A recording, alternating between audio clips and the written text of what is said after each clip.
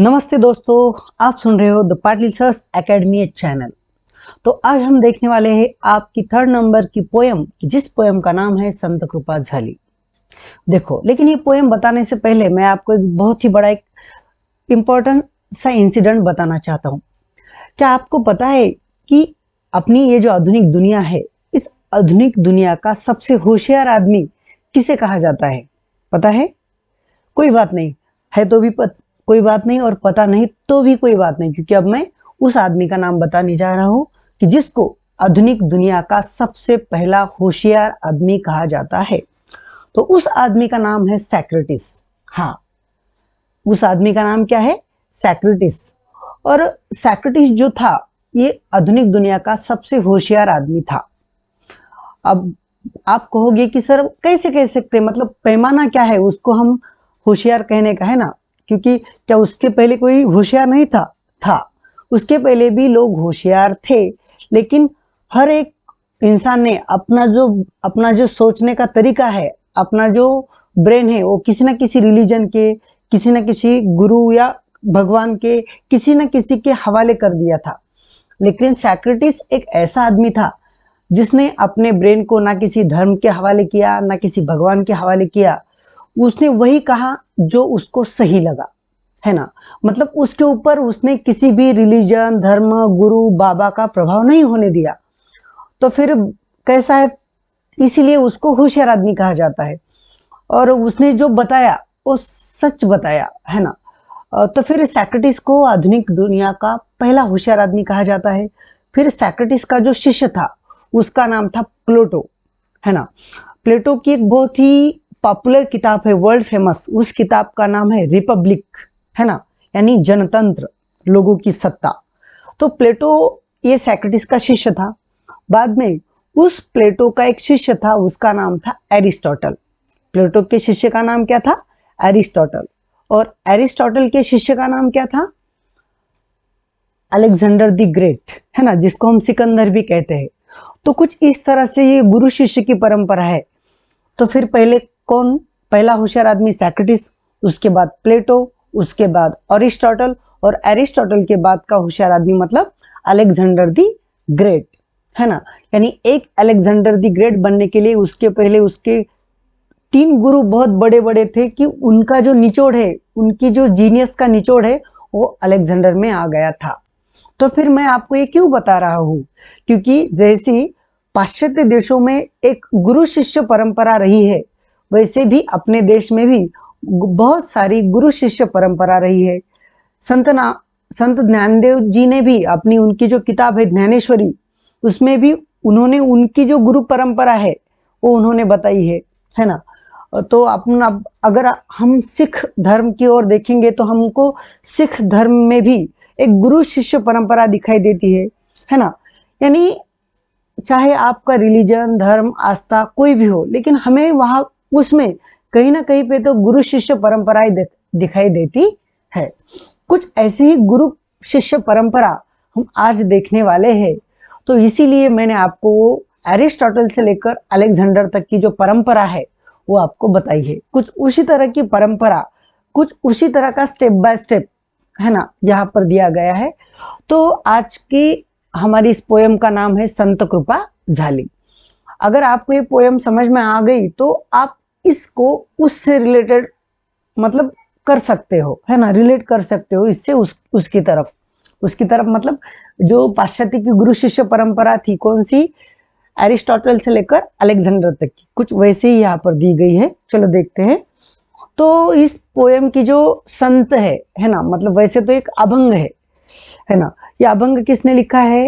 ये अभंग लिखा है संत बहनाबाई ने, है ना? संत बहनाबाई। और ये कौन थी? संत बहनाबाई खुद संत तुकाराम महाराज की शिष्या थी, है ना? शिष्या यानी स्टूडेंट्स उनकी, संत तुकाराम महाराज की। चलो आगे देखते हैं। वारकरी संप्रदायातील संत कवयित्री, इनका परिचय देखो। संत बहिणाबाई ह्या वारकरी संप्रदायातील संत कवयित्री होत्या। त्या संत तुकाराम यांच्या शिष्या होत्या। देखो, संत बहिणाबाई ये जो है, ये कौन था? संत तुकाराम जी क्या शिष्या थी, है ना? आगे देखो। ओव्या, श्लोक, आरत्या इत्यादी रचना यांच्या प्रसिद्ध आहेत. बघा, तो ओव्या, श्लोक, आरत्या ह्या यांच्या रचना प्रसिद्ध आहेत. आगे देखो, संत तुकाराम यांच्या काव्यरचनेचा आणि व्यक्तिमत्वाचा बहिणाबाई यांच्या काव्यरचनेवर प्रभाव जाणवतो. देखो, मतलब इनका जो साहित्य है, जो भी इनका लिटरेचर रहा है, अभंग हो, काव्य हो, है ना, इनके पूरे साहित्य के ऊपर हमें संत तुकाराम जी के अभंगों की, उनकी सोच की, उनकी पर्सनैलिटी की छाप दिखाई देती है. आगे देखो, भक्ति भावनेचा उत्कट आविष्कार हा त्यांच्या अभंग रचनेचा विशेष आहे. देखो, तो जो भक्ति भावना जो रहती है उसका उत्कट आविष्कार हमको इनकी रचना में दिखाई देता है.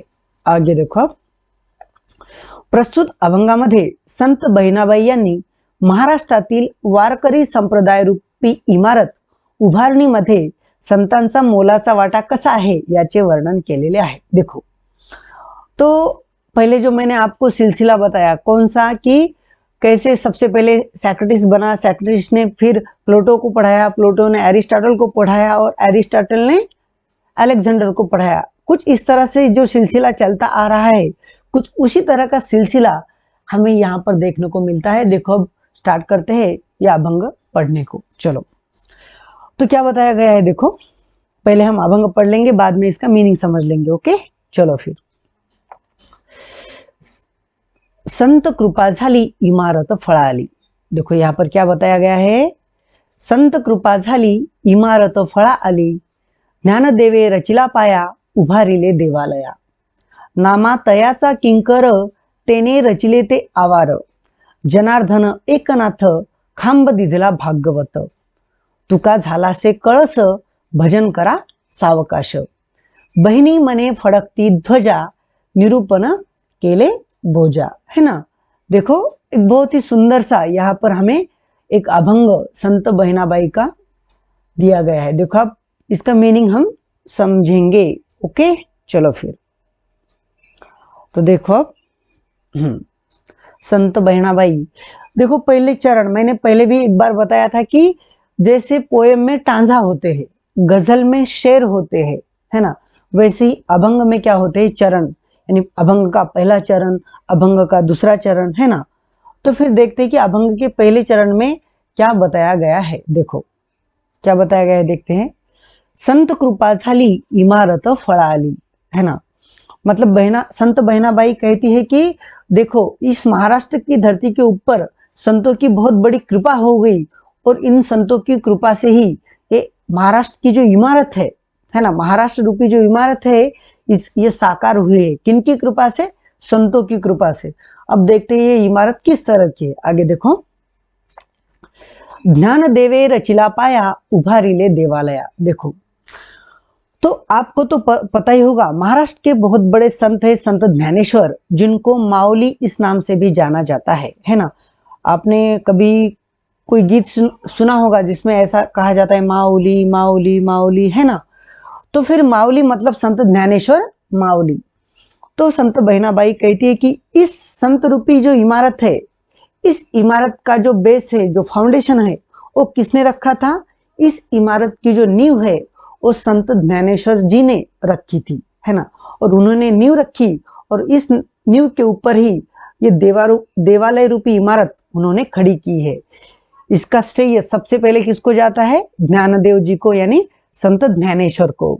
अब आगे देखो, आगे के चरण में क्या कहा गया है, ज्ञानदेवे रचिला पाया उभारिले देवालया, नामा तयाचा किंकर तेने रचिले ते आवार. देखो, सबसे पहले आते हैं संत ज्ञानेश्वर महाराज, है ना, उन्होंने इस देवालय की नींव रखी है. उसके बाद आते हैं संत नामदेव, है ना. देखो, संत नामदेव जी को अभंग का रचयिता भी माना जाता है. मतलब संत नामदेव जी का वारकरी संप्रदाय में बहुत बड़ा योगदान रहा है ना. इस वारकरी रूपी संप्रदाय की नींव भले ही संत ज्ञानेश्वर महाराज ने रखी हो, लेकिन उस नींव के ऊपर जो आवार है ना, जो भी इमारत है, उस इमारत को खड़ा करने का बहुत बड़ा काम संत नामदेव जी ने किया है ना. और इतना ही नहीं, तो संत नामदेव जी ने ये जो वारकरी संप्रदाय है इसका प्रचार और प्रसार उस जमाने में पंजाब तक किया गया था। और इतना ही नहीं, पंजाब में जो सबसे बड़ा जो धर्म है रिलीजन सिख, उस धर्म का जो धर्म ग्रंथ है ना, गुरु ग्रंथ साहिब, उस गुरु ग्रंथ साहिब में भी संत नामदेव जी की मुखबानी नाम का एक मतलब बहुत बड़ा उसमें एक अध्याय कह सकते हैं हम, जिसमें कि 61 इनके अभंग उस ग्रंथ में भी है। किस ग्रंथ में? गुरु ग्रंथ साहिब। तो देखो मतलब संत ज्ञानेश्वर महाराज ने उसकी नींव रखी, संत नामदेव जी ने उसका विस्तार किया, है ना। तेने रचिले ते आवार, है ना। अब आगे देखो, संत ज्ञानदेव हो गए, संत नामदेव हो गए। अब आगे देखो, जनार्दन एकनाथ खम्ब दिधला भागवत। देखो, तब सबसे पहले हो गए संत ज्ञानेश्वर, उसके बाद आ गए संत नामदेव, उसके बाद आते हैं संत जनार्दन स्वामी, है ना। संत जनार्दन स्वामी नाम के भी एक बहुत बड़े संत थे, उनका भी योगदान रहा है इस वारकरी संप्रदाय रूपी इमारत को बनाने में। उसके बाद आते हैं संत एकनाथ, है ना। संत एकनाथ तो बहुत ही मतलब अगर आपको कुछ इनके बारे में अगर आपने पढ़ा तो आपको भी बहुत अच्छा लगेगा। एक महाराष्ट्र के एक बहुत अच्छे संत है संत एकनाथ, है ना, जिन्होंने एकनाथी भागवत, भावार्थ रामायण, ऐसे बहुत अच्छे अच्छे ग्रंथ संत एकनाथ जी ने लिखे हैं। और इन्होंने भी वारकरी संप्रदाय रूपी इमारत बनाने में अपना बहुत बड़ा योगदान दिया है। किन्होंने? जनार्दन स्वामी और संत एकनाथ जी ने। इसीलिए क्या कहा गया है? खम्ब दिधला भागवत, यानी भागवत संप्रदाय, यानी वारकरी धर्म, जो भागवत संप्रदाय रूपी जो इमारत है, इस इमारत को बहुत बड़े पिलर के रूप में इन्होंने काम किया है ना। इस इमारत की पिलर का काम किसने किया है? जनार्दन स्वामी और संत एकनाथ जी ने खम्ब यानी पिलर, है ना, इस इमारत के पिलर की तरह इन्होंने अपना योगदान दिया है। आगे देखते हैं, ये हो गया चौथा चरण। अब देखते हैं पांचवें चरण में क्या कहा है। देखो, तुका झाला से कळस भजन करा सावकाश। देखो, तो यहाँ पर क्या कहा गया है कि भागवत संप्रदाय रूपी जो इमारत है, तो इसकी नींव रखी संत ज्ञानेश्वर महाराज ने, इसको बढ़ाने का काम किया संत नामदेव महाराज ने, फिर उसको और विस्तार करने का काम किया संत एकनाथ महाराज ने। और इस इमारत के सबसे ऊपर अगर कोई वो है संत तुकाराम, यानी संत तुकाराम जो है इस भागवत रूपी संप्रदाय की इमारत के कलश है। कलश आपको पता होगा ना, मतलब किसी भी अपना जो ये होता है मंदिर होता है, उस मंदिर का सबसे ऊपर वाला जो हिस्सा होता है, सबसे ऊपर वाला, है ना, नोकीला, उसको कहते कलश। तो संत बहनाबाई ने संत तुकाराम जी को कलश की उपमा दी है, यानी भागवत संप्रदाय रूपी इमारत की अगर सबसे ऊंची प्लेस किसकी है तो वो है संत तुकाराम की। लेकिन फिर भी ऐसा कहते हुए इन्होंने किसी को भी कम नहीं कहा, है ना। मतलब संत ज्ञानेश्वर महाराज को कहा कि उन्होंने नींव रखी, संत नामदेव जी को कहा कि उन्होंने उसका विस्तार किया, संत एकनाथ जी को कहा कि ये तो पिलर है, और संत तुकाराम जी को कहा ये उनके कलश है ना। देखो मतलब किसी को सम्मान देते हुए किसी का भी अपमान ना हो, यह खबरदारी संत बहनाबाई ने अपने अभंग में ली है। नहीं तो हम क्या करते हैं, किसी को अगर बड़ा दिखाना है तो किसी को हम नीचा दिखाते हैं, है ना। लेकिन ये आम लोगों की सोच होती है। लेकिन बड़े लोगों की सोच कैसी होती है? वो किसी का सम्मान करने के लिए किसी का अपमान करना जरूरी है ऐसा वो समझते नहीं। तो हमने भी ये सीखना चाहिए। अगर आपको किसी को ग्रेट कहना है तो उसे ग्रेट कहो, लेकिन आपको किसी को ग्रेट साबित करने के लिए किसी को नीचा दिखाने की कोई जरूरत नहीं है। यही सीख हमें इस अभंग से मिलती है। और आगे देखो क्या कहती है कवयित्री, बहिनी मने फड़कती ध्वजा निरूपणा केले बोजा। देखो, तो ये जो वारकरी संप्रदाय रूपी जो इमारत है, इसके ऊपर, है ना, आज हमें ध्वजा दिखाई देती है। ध्वजा यानी, है ना, जो फ्लैग होता है ना, कुछ इस तरह से है, निरूपणा केले बोजा। और इस तरह से मैंने ये जो भी निरूपण यानी नरेशन, मैंने जो भी नरेशन कहा है, तो इसके माध्यम से मैंने इस इमारत को, इस भागवत संप्रदाय रूपी इमारत को एक्सप्लेन करने की कोशिश की है। अब मुझे पता नहीं कि उस कोशिश में मैं कितनी सक्सेस हो पाई हूँ। देखो मतलब ये जो बड़े लोग होते हैं ना, वो कितने विनम्र होते हैं, है ना। मतलब इतना अच्छा कहकर भी हमें थोड़ा सा भी उनमें कुछ मतलब गर्व या अभिमान दिखाई नहीं देता, है ना। एक सादगी, एक नम्रता हमें दिखाई देती है। चलो, तो इस तरह से संत बहनाबाई ने ये जो वारकरी संप्रदाय है, ये जो भागवत संप्रदाय है, इसकी नींव किन्होंने रखी, इसका विस्तार किसने किया, इसके पिलर्स के रूप में किसने काम किया और इनके सबके सबसे ऊपर कौन आता है, ये सब कुछ हमें बहुत ही अच्छी तरह से इस अभंग के द्वारा समझाया है। मुझे उम्मीद है कि आपको ये अभंग अच्छे से समझ में आया होगा। अगर आपको ये समझ में आया तो अपने दोस्तों के साथ इसे शेयर करना ना भूलिए। आप सुन रहे थे Patil sir CBSE academy channel. Thank you.